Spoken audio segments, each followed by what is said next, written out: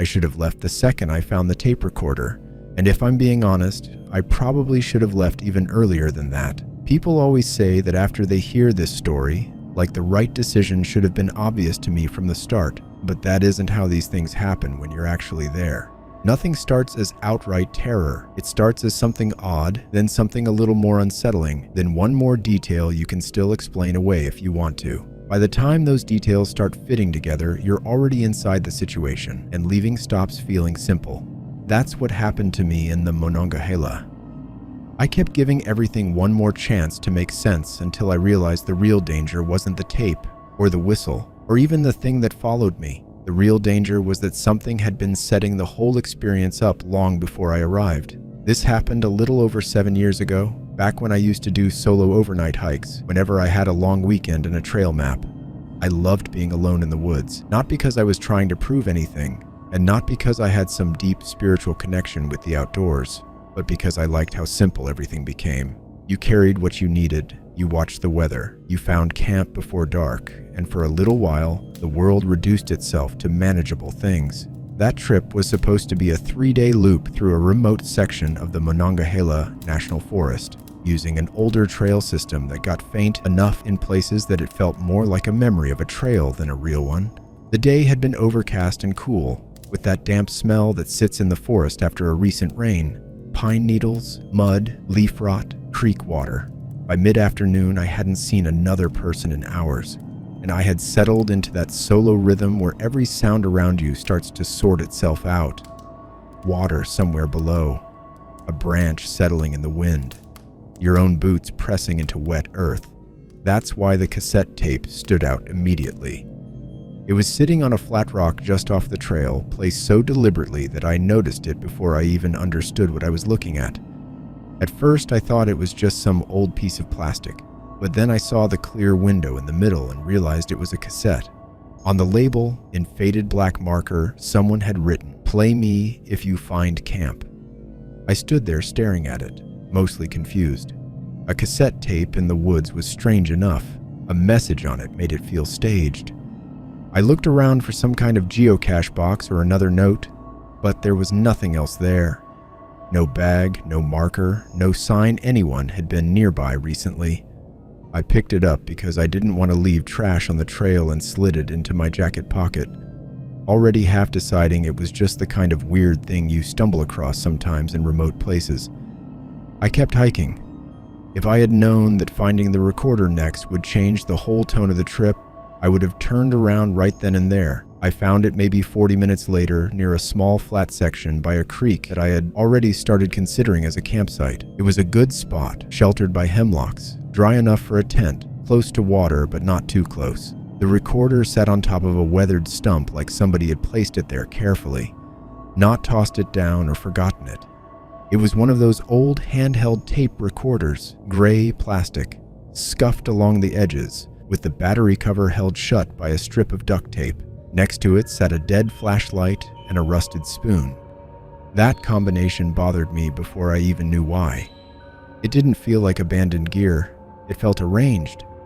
I remember saying out loud, "Okay, that's weird," which is something I only do when I'm trying to flatten out my own nerves. But it was still daylight. I was still thinking clearly, and nothing had crossed into obvious danger yet. Weird is not the same thing as threatening when you're standing in the middle of the woods trying to make practical decisions. So I took the tape out of my pocket, slid it into the recorder, and hit play.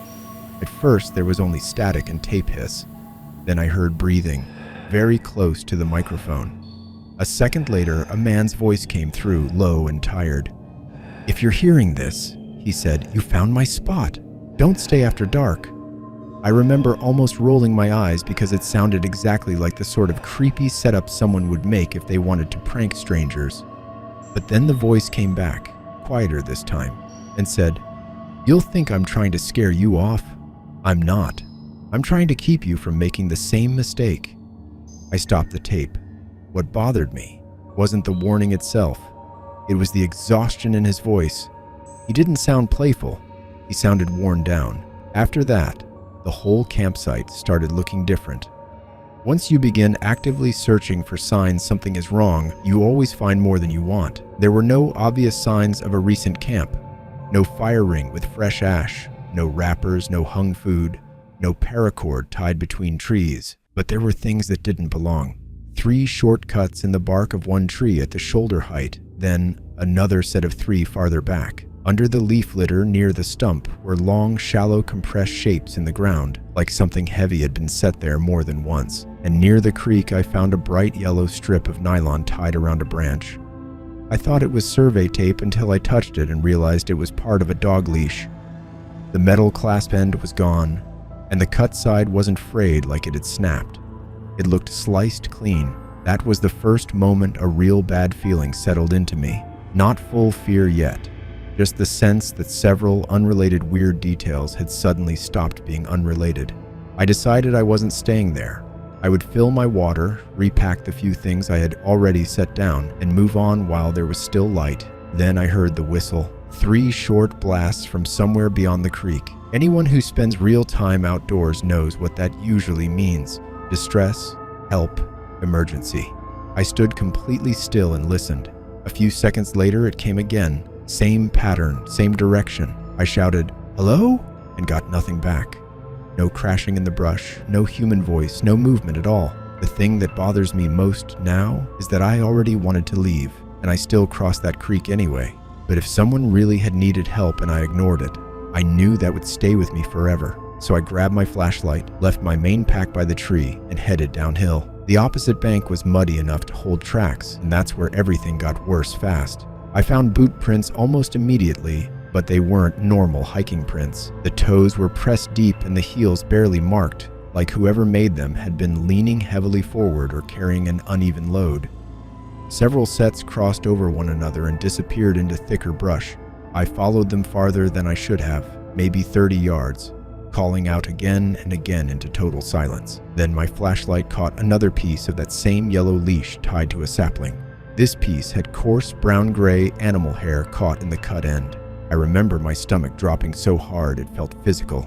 Suddenly the tape, the leash, the whistle, the deliberate arrangement of the recorder, all of it started leaning in the same direction. I backed out of there fast, crossed the creek, and hurried back up toward camp. My pack had been moved. It had only been tipped onto its side and one outer pocket had been unzipped, but that small change hit me harder than almost anything else that happened that night. It turned the fear from abstract into immediate. My metal cup was gone. Nothing important. Not my filter, not food, not the stove, just the cup. That detail was somehow worse than theft would have been. It didn't feel like someone taking supplies. It felt like someone touching my things just enough to let me know they could. I should have run without stopping, but instead, I did something I still hate admitting. I played the rest of the tape. A part of me wanted the voice to become obviously fake, so I could leave angry instead of afraid. Instead, the man on the recording said, "If you found the whistle, don't follow it again. It uses things." There was some shifting, a cough, more hiss. Then he said, "I heard it, the first night on the ridge. Thought it was a person. Found the dog first, or what was left of it. Then I started hearing my own whistle after I put it away. I felt cold all over." Then he added in an even lower voice, "If your stuff gets moved, it knows where you're sleeping." I shut the recorder off so hard I nearly snapped the button. I threw everything into my pack without caring how it fit and started moving uphill along the trail at the fastest pace I could manage. It had grown darker while I wasted time in that clearing, and a cold, scattered rain had started coming through the trees. For the first several minutes, all I could hear were my own footsteps and the wet hiss of leaves brushing my clothes. Then I heard the cup. One soft metallic clink behind me on the trail. I stopped dead. The sound stopped too. I turned my flashlight off and stood in total darkness, listening so hard my ears started ringing. Then it came again, a light hollow tap like a metal cup bumping against something as someone shifted their weight. I kept walking faster now, and every so often I heard it again. Not constantly, just enough to let me know it was still there. At a fork in the trail, I took the steeper route around a rock outcrop because I wanted speed more than safety. Halfway across the slope, my beam caught 3 short cuts in a tree trunk uphill from me, then another set, then another. Markers, running parallel to the trail. That was the moment I stopped trying to move carefully and just ran. The whistle sounded ahead of me once, then from off to my right. I ignored it, kept going, slipped twice on wet leaves, and finally realized I had gone off trail entirely when I stumbled into a clearing with a half-collapsed shed in the middle of it. The only reason I stopped was because the rain got heavier and the remaining roof gave me enough cover to breathe and think. Inside, hanging from a nail on the wall, were 4 scratched veterinary ID tags on a rusted split ring. One was shaped like a bone, one was round. I was still staring at them when my missing metal cup hit the ground just outside the doorway. Then footsteps started circling the shed, slow, unhurried. They never came directly into view. They just moved around the structure in an easy, patient loop, like whoever was outside knew there was no rush. Once they stopped right beside the entrance, and from just outside, I heard 3 short whistle blasts, so close, I felt them in my teeth. Whoever was out there had seen the whistle clip to my shoulder strap and was now using the same signal back at me. That was the moment it stopped feeling like I was being hunted and started feeling like I was being studied. I stayed there until the waiting itself became unbearable. Then I bolted, blowing my own whistle once as I ran. Another whistle answered almost immediately from behind me. The next stretch comes back in broken pieces, falling down a muddy embankment, lying there winded, while a darker shape moved along the ridge above me, carrying my cup by the handle, nearly running toward a reflective strip in the trees before realizing the cup had been hung beside it like bait. Finally stumbling onto a gravel service road at dawn and sitting down in the middle of it, shaking so badly I could barely think, a forestry worker found me there and drove me out. When I told him about the veterinary tags in the shed, he got very quiet and mentioned old reports of missing hunting dogs in that area, plus one hiker years earlier who vanished after parking at a remote trailhead. The only gear searchers ever recovered from him, he said, was some scattered equipment and a handheld tape recorder. I never went back. I never found out whether the voice on the tape belonged to that missing hiker or someone else, but I know this much. That tape recorder was not left there as a warning. It was left there to make someone like me stop, listen, and stay in one place just long enough for the rest of the night to begin.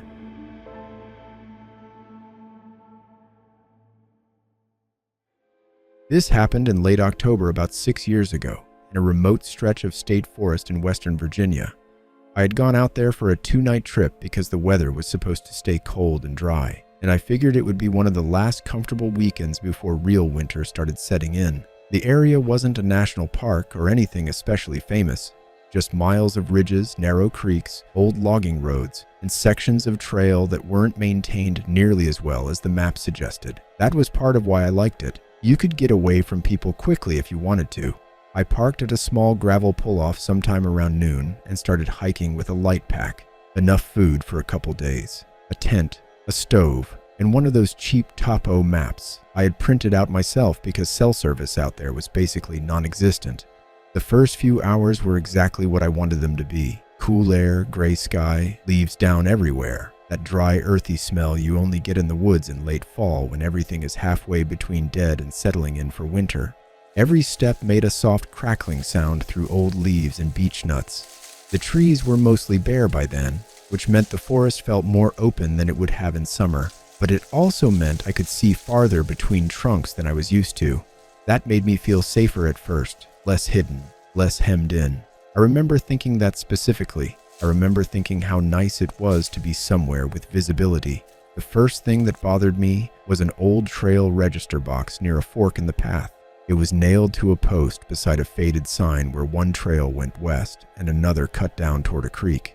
I almost ignored it because most of those boxes are empty or full of soaked paper nobody uses anymore, but I opened it anyway and found a notebook inside. Not an official one either, just a cheap black composition book, swollen slightly from damp. The first several pages were what you'd expect.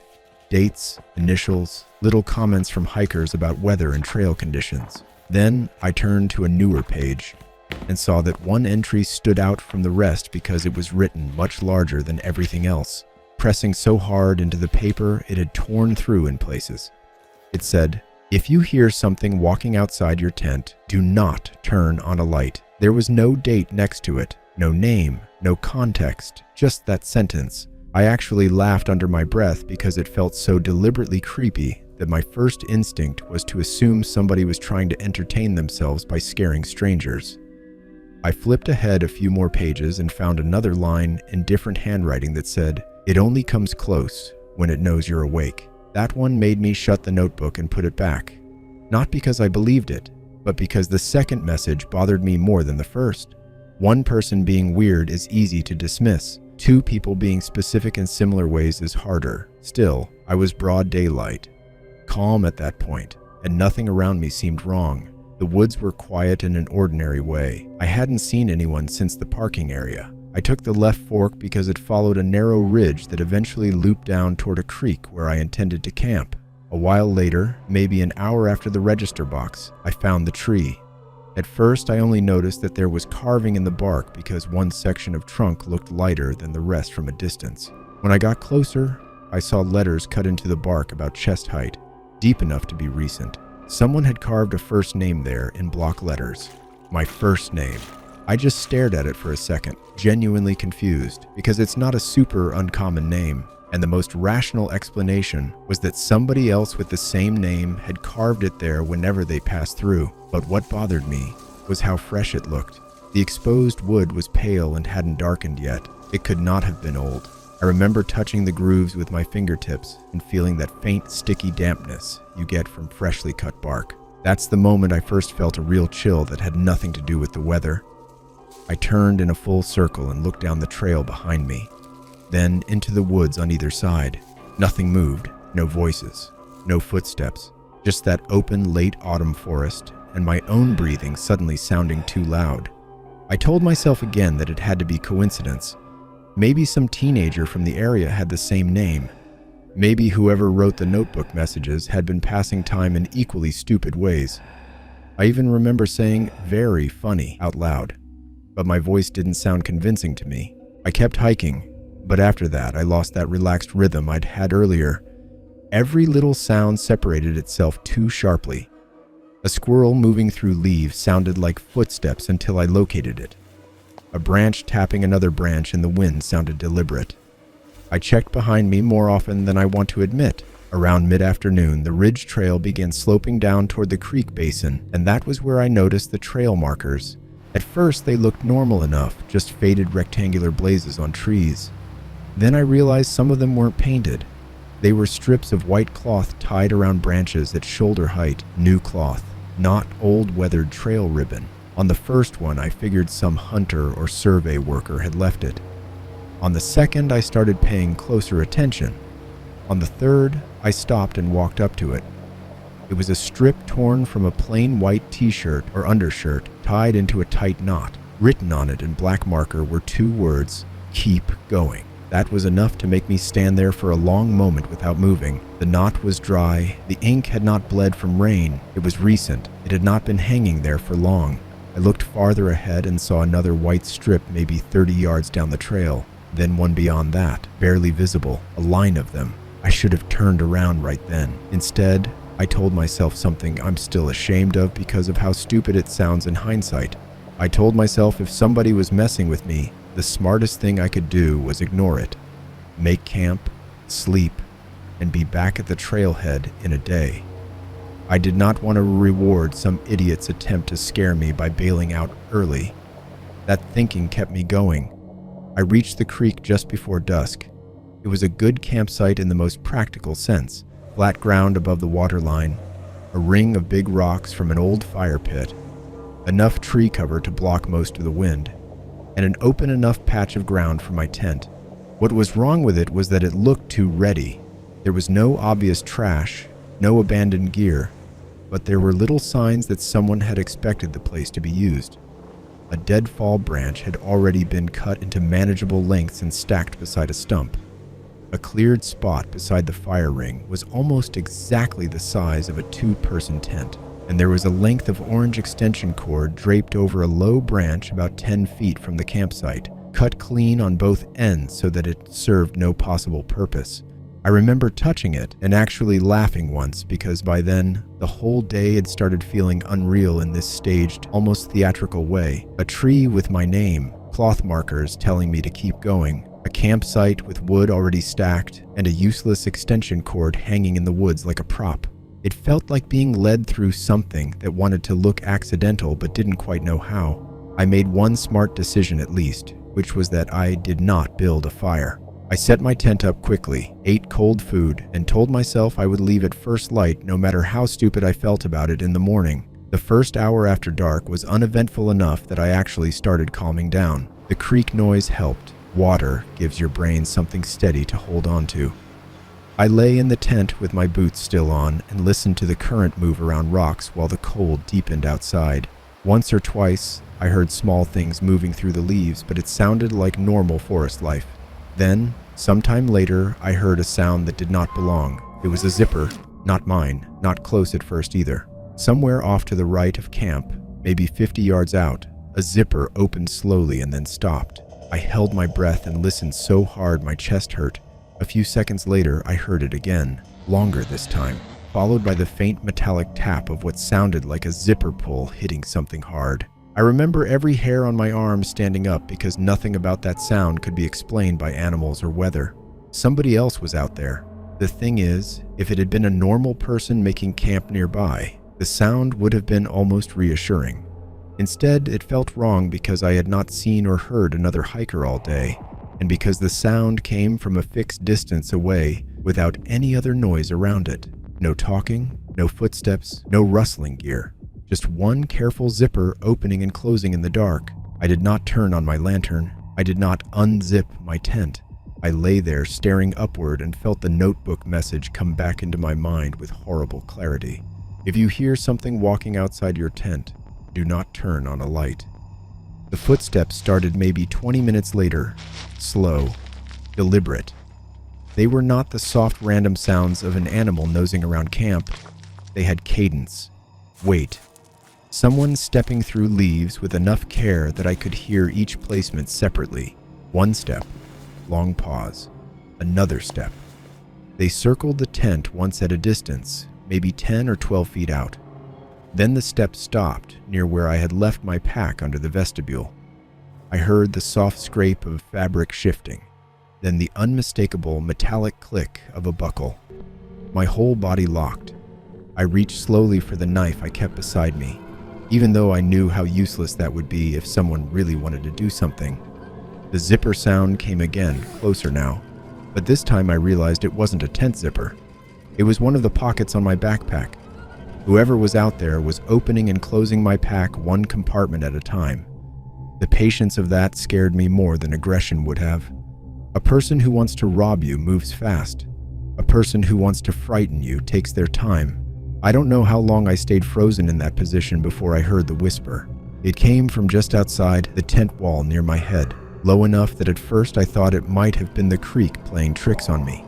Then it came again, clearer. My name, spoken very softly, like somebody checking whether I was awake enough to respond. I could not feel my hands anymore. I remember staring at the dark fabric 6 inches from my face and trying to decide whether staying silent made me safer, or whether it simply confirmed to the person outside that I was exactly as afraid as they wanted me to be. I chose silence because I didn't know what else to do. After maybe 10 seconds, the pressure of a hand settled gently against the outer wall of the tent, right where my head would have been if I'd been lying an inch closer. Not pushing hard, just resting there, enough to dimple the fabric inward and show me the shape of fingers through the material. Then it lifted away. The footsteps moved off a little, and I heard something placed carefully on the ground near the door of the tent. After that, silence. Not the kind of silence that lets you relax either. The kind that tells you the person making the sounds has decided to wait. I stayed in the tent until that became impossible. Maybe an hour, maybe less. Time gets disgusting when you're that afraid. Every minute stretches, but it also doesn't feel countable. Eventually, I realized I could not just lie there until daylight, because whoever was outside had already gone through my pack and knew I was in there. So I made a decision that felt almost physically painful to commit to. I was going to unzip the tent, grab my pack, and run toward the creek side because the bank was steep and rocky, which at least meant whoever followed me would have to move noisily. I counted to 3 in my head twice before I could actually do it. When I finally unzipped the tent and burst out, nobody was standing there. The campsite looked empty. My backpack lay open, and in front of the tent flap, placed neatly on the ground, was a strip of white cloth, like the ones tied along the trail. Written on it in black marker were the words, "Too slow." I grabbed the pack and ran. The creek bank was worse than I expected, slick with leaves and mud, and I half slid, half fell down to the water's edge. Behind me, I heard movement immediately. Not fast at first, but controlled, someone following without panic. I crossed the creek because I wasn't thinking strategically anymore, just trying to put something between me and camp. The water was cold enough to take my breath away. By the time I scrambled up the opposite bank, I heard footsteps stop behind me on the far side. I turned my flashlight on then, finally, because I couldn't stand the not seeing anymore. The beam caught trees, wet rocks, white water, and one thing hanging from a branch over the creek. My printed trail map, clipped there by one corner with a clothespin, I know for a fact had been inside my pack. That was the moment I truly panicked, not because of the map itself, but because it meant the person had gone through my stuff enough to choose one item and stage it in a place where I would definitely see it. It felt intimate in a way violence almost would not have. I swung the beam wider and caught movement upslope through the trees. Not a full body, just a dark shape slipping behind a trunk. I shouted something then. I don't even remember what, probably just profanity and raw fear. No answer came back. Instead, from somewhere farther uphill, I heard the zipper again, slow. Then another one from a different direction. Then another. Multiple zippers, opening and closing in the woods around me like signals.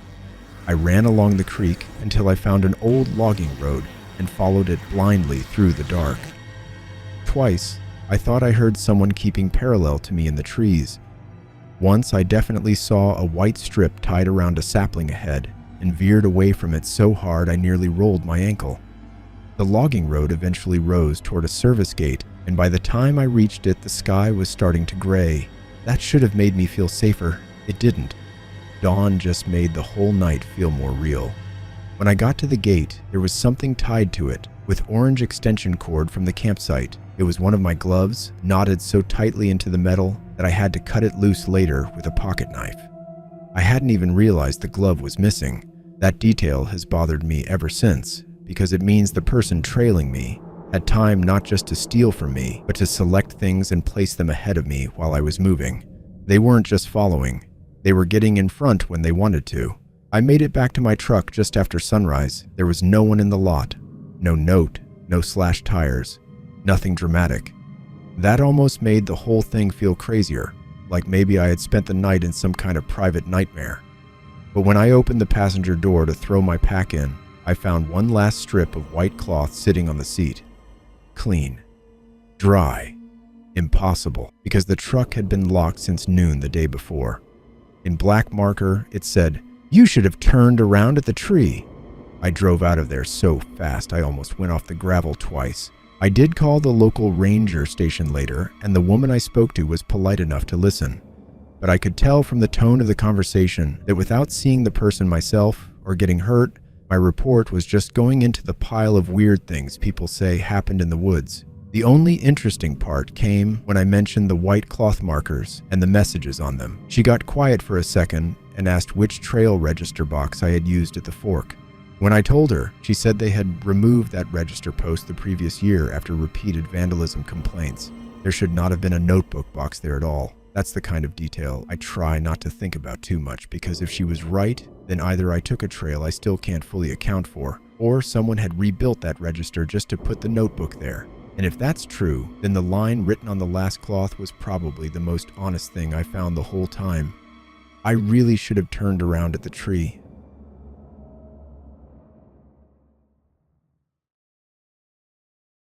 I should have left when I found the picture. And I know that sounds obvious now, because whenever people hear this story, they always latch onto that part first.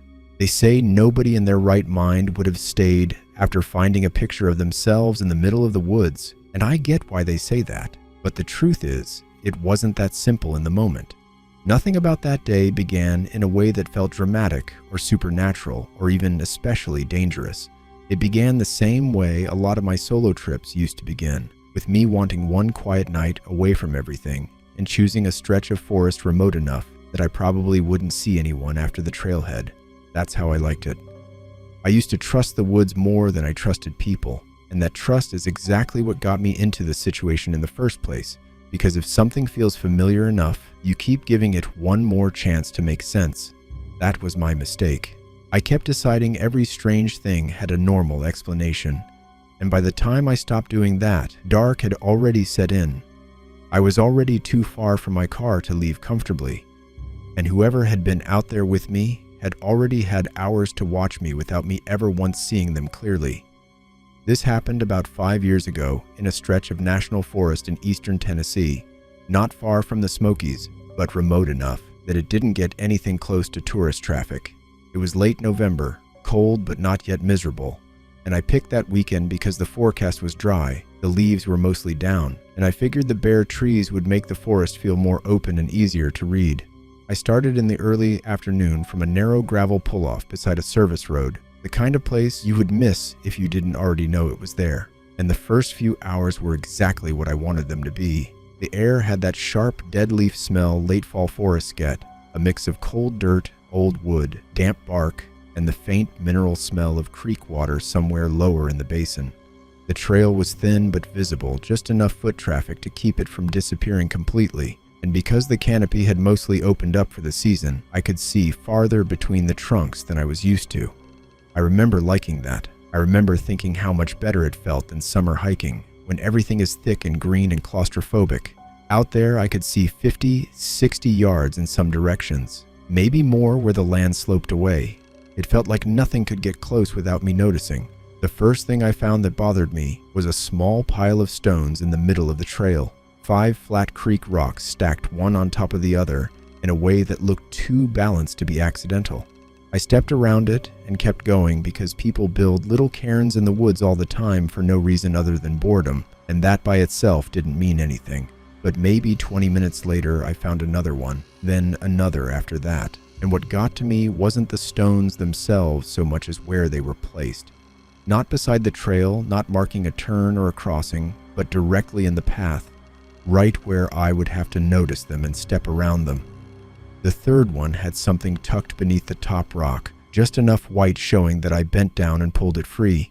It was a Polaroid. At first I thought it was just a random old photo somebody had dropped, the way trash sometimes ends up far out in places it shouldn't. But the second I looked at it, my whole body went cold. It was a picture of a campsite. Not a generic one either, a very specific campsite. There was a flat patch of ground between 2 hemlocks, a crescent-shaped fire ring made of pale rocks, and a dead log with one side sheared clean off. It took me a second to realize why it looked familiar, and then I remembered that I had stopped at that exact spot maybe an hour earlier and considered camping there before deciding to keep going because it was still too early to stop. The angle in the picture was from about 20 feet back in the trees, looking in toward that clearing. It was not an old photo either. The colors were sharp, not faded, and written across the white border in black marker were the words, "Not that one." I stood there staring at it for longer than I want to admit. The most reasonable explanation was that someone had left some kind of weird scavenger hunt nonsense on the trail, and I had stumbled into the middle of it. I actually preferred that explanation, because the alternative was that somebody had photographed a spot I had personally just inspected, printed the picture somehow, and placed it ahead of me on the trail before I arrived there. That should have been impossible. I had not seen anyone. I had not heard anyone. And yet the Polaroid in my hand was real, cold, and recent enough that the chemical smell still lingered faintly on it when I brought it closer. I should have turned around then. Instead, I slipped the photo into my jacket pocket and kept hiking, mostly because I wanted distance from the exact spot shown in the picture, and partly because I was stubborn enough to still think this had to be a prank. About 45 minutes later, the trail dipped into a shallow saddle between 2 ridges and opened onto the best campsite I had seen all day. Flat ground, natural windbreak, a narrow creek not far below, and enough deadfall around to make a fire if I changed my mind about one. What struck me immediately was how clean it was. Not untouched exactly, but prepared. There were no wrappers, no obvious trash, no abandoned gear, but someone had clearly used the place enough times to shape it. There was a log dragged into a decent sitting position near the fire ring, a patch of ground already flattened almost exactly to tent size, and one low branch on a nearby maple had a length of green paracord tied around it at shoulder height, cut clean on both ends as if it once held something and then been removed. I remember standing there with my pack still on, looking around and getting that same small, uncomfortable feeling I had with the stone piles. Nothing there screamed danger. It just felt arranged in a way I did not like. Then I saw the second Polaroid. It was propped against the log near the fire ring, like someone had set it there for me to find. I walked over to it slowly, already knowing I wasn't going to like what it showed. It was another picture of the same campsite, but this time there was a tent in it. My tent. Not literally that exact tent, maybe, but the same model, same color, same cheap orange guy lines. The photo had been taken from farther back in the trees on the opposite side of camp, and written across the bottom in the same black marker were the words, "This one." My mouth actually went dry. I looked around the woods in a full circle, expecting a laugh, a shout, some sign that a person was nearby and enjoying this. Nothing. The whole basin stayed quiet. No bird calls, no footfalls, just the creek and the windless stillness that late fall forests get at dusk. I should have grabbed my pack and started walking right then. But the problem was that I had now invested enough fear into the whole thing that leaving felt like giving someone exactly what they wanted. I also did not love the idea of walking an unfamiliar trail in the dark while rattled out of my mind. And there was still a practical part of my brain insisting that if a person was behind this, the safest thing to do was control my situation, set camp, stay alert, and leave at first light. So that is what I did. I set up the tent quickly with my head on a swivel the entire time, and what really got under my skin was how well it fit the cleared patch in the ground. Not close enough, perfectly, like someone had known the footprint of that exact tent, or at least something extremely similar. Once I was done, I checked the woods again, and told myself I would not make a fire. I would not wander away from camp, and I would leave as soon as there was enough light to move safely. I ate cold food sitting on the log and kept looking at the tree line. The first hour after dark was quiet enough that I started hating myself a little for how freaked out I had gotten. The creek noise helped. Running water gives your brain something steady to anchor to. Every now and then I heard small movements in the leaves, but that sounded like normal forest life. Once I even convinced myself I had probably blown the whole thing out of proportion because the pictures, while creepy, still didn't prove anyone meant me harm. Then I heard the shutter. It was soft, but if you've ever used an instant camera, you know the sound. That little mechanical click and spit of paper. It came from somewhere behind my tent, maybe 30 yards back into the trees. I went completely still. For a few seconds I heard nothing else. Then came a faint whirring sound, brief and unmistakable like film ejecting. Every hair on my arms went up. I shut my lantern off instantly and sat in darkness listening so hard it hurt. A full minute passed. Then from somewhere off to my left came the wet, tacky sound of a photo being peeled apart too early. That was when the fear changed shape. Up until that moment, I had still been treating the situation like a disturbing puzzle. The shutter sound made it immediate. Someone was out there, close enough to photograph me in camp, and comfortable enough to do it without worrying I might hear. I did not unzip the tent. I did not call out. I just sat there with my boots on, knife in one hand, and waited. The footsteps started maybe 10 minutes later, slow, deliberate. Not circling at first, just approaching from behind the tent in short, careful placements through the leaves. One step, pause, another. They stopped close enough that I could tell the person was standing just beyond the thin fabric at the rear corner, maybe 3 feet away. I remember staring at that section of tent wall so hard my eyes hurt, half expecting a face or hand to suddenly appear as a silhouette against the nylon. Instead, I heard breathing, light, almost thoughtful breathing, like someone had stopped there simply to listen for whether I would react. Then they moved away. The steps traveled around the tent at a distance and stopped under the vestibule where my pack was. A zipper opened, then another. Whoever it was had my pack open and was going through it compartment by compartment without any rush at all. That patience scared me worse than a sudden grab or shout would have. A person robbing you moves fast. A person trying to own the moment takes their time. I clenched the knife hard enough that my hand started cramping and stayed absolutely silent. The rummaging lasted longer than it should have, and then it stopped. I heard something placed carefully on the ground outside the tent door. After that came a stretch of silence so complete it almost hurt. I stayed like that, not moving for what felt like an hour but may have been much less. Time gets ugly when you're that scared. Eventually I heard the shudder again, this time from directly in front of the tent, then soft steps retreating. That was what finally pushed me into action, because if whoever was out there had just taken a photograph from the front of my tent, then waiting for daylight suddenly felt less safe than moving.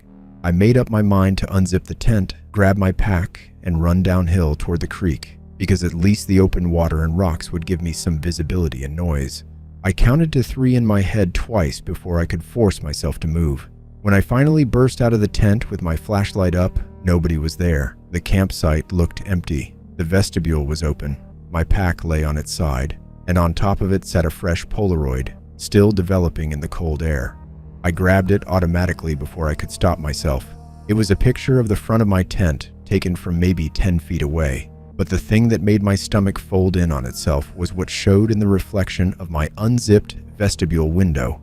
A person standing inside the tent, just a dark human shape in the spot where I had been sitting seconds earlier. On the border, someone had written, "Almost." I dropped the picture and ran. I did not bother with the trail. I went straight downhill toward the sound of the creek, half sliding, half stumbling through wet leaves and exposed roots, hearing movement behind me immediately but never hearing it become a full chase. That was the worst part. Whoever was back there didn't need to sprint. They just kept pace in a calm, controlled way that made it feel like I was running inside a game they already understood better than I did. I crossed the creek in water cold enough to cramp my legs and scrambled up the far bank, then finally turned my flashlight back toward camp. The beam hit trees, white water, the dark line of my campsite above, and something hanging from a branch over the stream. It was the first Polaroid, the one that had said, "Not that one." Beside it, clipped by a clothespin, was a new one. I only looked because my light caught it, and I wish I hadn't. It was a photo of me at the moment I had turned around with the flashlight. Chest heaving, water up to my shins, face white with panic. The angle was from behind me and slightly above, from the bank I had just climbed. Written across the bottom were the words, "Wrong way." I don't know how to explain what that did to me. It wasn't just fear anymore, it was the realization that the person behind this had been moving ahead of me whenever they wanted, not just following, not just observing, positioning themselves in front, behind, and beside me, as if distance in those woods meant nothing to them. I started running again, not toward camp or the trail, but along the creek, because at least the water gave me one fixed thing in a world that had started feeling staged. Twice, I heard the camera shutter in different directions. Once I heard it so close to my left that I swung the flashlight wildly and caught a dark sleeve withdrawing behind a poplar trunk, but never enough of a person to understand who or what I was seeing. After a while, the creek widened and flattened, and I found the old logging road marked on my map. That should have calmed me down. It didn't. The road was open enough to move fast, but it also made me feel exposed in a different way, like I had stepped onto a stage. I followed it uphill in the dark, slipping on gravel and mud, and maybe 20 minutes later I saw a gate ahead. I could have cried from relief when I saw it, because I knew the service road beyond that gate eventually led back toward the pull-off where I'd parked. Then, my light hit something tied to the center of the gate with green paracord. It was a row of Polaroids, clipped together edge to edge, hanging like prayer flags. There were 6 of them. The first showed the first campsite I had considered that afternoon. The second showed the second campsite, the one where I actually stopped. The third showed my tent from the trees. The fourth showed my open pack. The fifth showed me crossing the creek.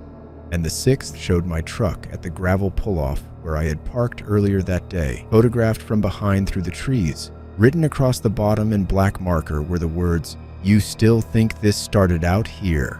I stood there with my light shaking so badly the beam bounced across the metal bars of the gate, and that sentence hit me harder than anything else all night because until then, some part of me had still believed this whole thing belonged to the forest, that maybe I had stumbled into the territory of a deeply disturbed person who lived or hunted or camped out there. The photo of my truck changed that. It meant whoever was doing this had been near my vehicle before I ever set foot on the trail, maybe before I even started hiking, maybe before I had arrived. I don't know. I tore through the gate hit opening and ran the service road the rest of the way to the pull-off, and when I got there, the lot looked empty and ordinary, except for one detail.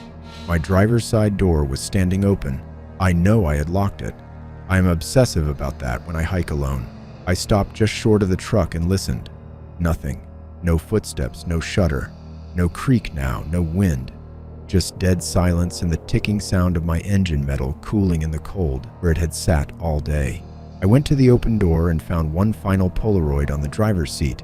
It was a picture of me at the trail register box from hours earlier. The angle was from the trees across the fork, maybe 30 feet back. Written across the border were the words, "You were never lost." I got in, locked the door, and drove out of there faster than I should have on that road. I called the ranger station the next day because once the shock wore off, I needed some official explanation to be possible. The man I spoke to listened patiently enough, but I could hear in his voice that he was already sorting me into the category of people who come out of the woods shaken and certain something impossible happened. The only part of the conversation that really got my attention was when I described the trail register box near the fork. He asked me to repeat that. I did. Then he told me that box had been removed almost 2 years earlier after the post rotted through and fell. There should not have been any register there at all. I have thought about that more than every other detail combined, because if he was right, then somebody had rebuilt it for the sole purpose of starting the story exactly where they wanted it to start. And if that's true, then the line on the final picture was probably the most honest thing I found all night. I was never lost. Not once. I was being led.